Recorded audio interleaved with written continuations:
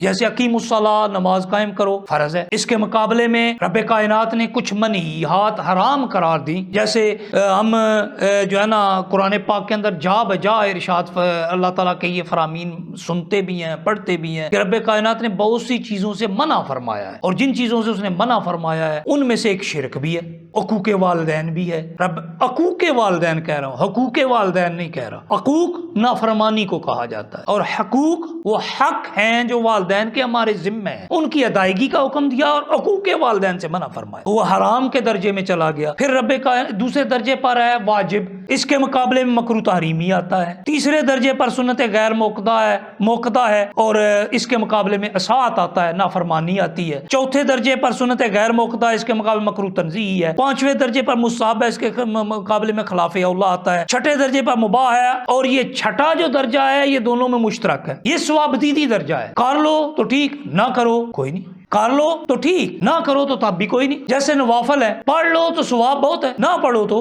عذاب کوئی نہیں ہے، تو ثوابدیدی ہے آپ کے پاس، یہ مباح ہے۔ اس لیے یاد رکھیے ہر عالم اور ہر فاضل شخص بھی مفتی نہیں ہوتا، فتویٰ نہیں جاری کر۔ میرا خیال ہے ہم اس پوائنٹ پر آ کر تھوڑا سا پھر اس کی جو ہے نا واپس جائیں گے وہاں پر جہاں ہم نے شروع کیا تھا، یہ پوائنٹ ہم وضاحت کر کے کہ ہر عالم اور ہر فاضل وہ مفتی نہیں ہو سکتا۔ جب ہر عالم اور ہر فاضل مفتی نہیں ہے تو پھر کوئی بھی اٹھ کر بغیر پڑھے لکھے مختلف مقامات پر فتوے جاری کرنا شروع کر دے، جس نے کہیں سے پڑھا ہی کوئی نہ ہو، جو کسی استاد کے پاس بیٹھا ہی کوئی نہ ہو، جس کے پاس بنیادی علم ہی کوئی نہ ہو، جسے واجب فرض اور حرام و اطاعت و مکروہ تنزیہ و مکروہ تحریمی میں فرق ہی کوئی نہ پتا ہو، تو جب انہیں پتا نہیں ہوگا تو کیسے اسے پتا چلے گا کہ کس درجے پر پہنچ کر یہ چیز فرض کہلاتی ہے اور کس درجے پر پہنچ کر یہ حرام ہو جاتی ہے؟ ہم حرام اور فرائض سے واقف نہیں ہیں۔ کوئی بھی بندہ جب کسی بھی کام کی طرف توجہ دیتا ہے تو اس کے بنیادی احکام کا جاننا اسے ضروری ہوتا ہے، تفہیم ضروری ہوتا ہے۔ اس لیے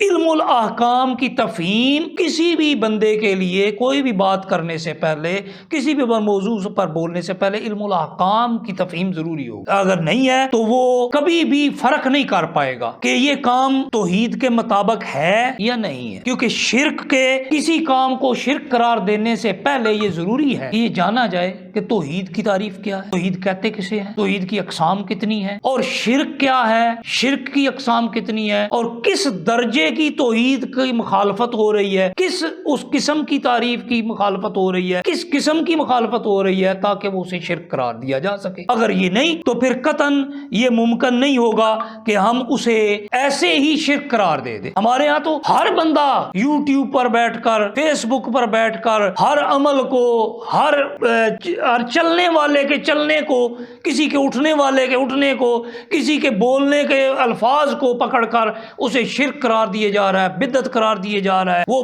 کیا ہے؟ پہلے توحید تو سمجھے، ہمیں توحید کا پتہ ہی کوئی نہیں ہے۔ شرک ہوتا ہے توحید کی نفی، ہمیں توحید ہی کوئی نہیں پتا۔ وہ رب کائنات اپنی ذات، اپنی صفات کے تقاضوں اور عبادت میں وحدہ لا شریک ہے۔ عبادت، کیونکہ توحید فی العبادت بھی اس کی ایک توحید کی قسم ہے کہ عبادت صرف رب کائنات کے لیے۔ تو جب تک توحید کی تعریف نہیں سمجھیں گے ہم شرک کی طرف نہیں جا سکیں گے۔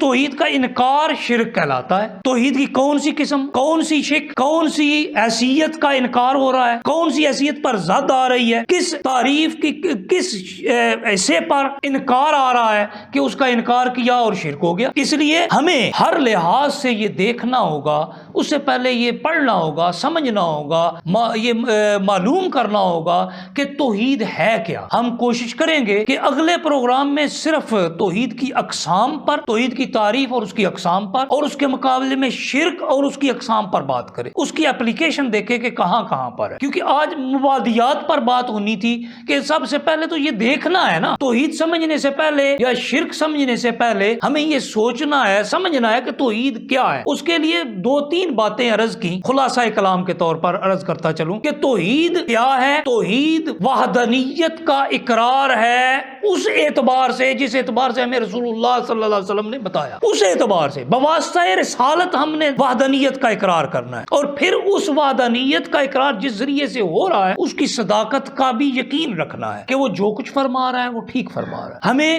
یہ مبادیات ہی کو کوئی نہیں پتا، ہمیں سوچنا سمجھ سمجھنا ہم نے چھوڑ دیا ہے. بس ایک میرے جیسا ایک بندہ اٹھا جسے بیسک علم کوئی نہیں، اس نے اٹھ کر بیٹھا، 2 کلپ بنا کر چڑھائے اور ہم نے اس کی باتوں پر یقین کرنا شروع کر دی. وجہ یہ تھی کہ ہمارا اپنا نالج کوئی نہیں تھا.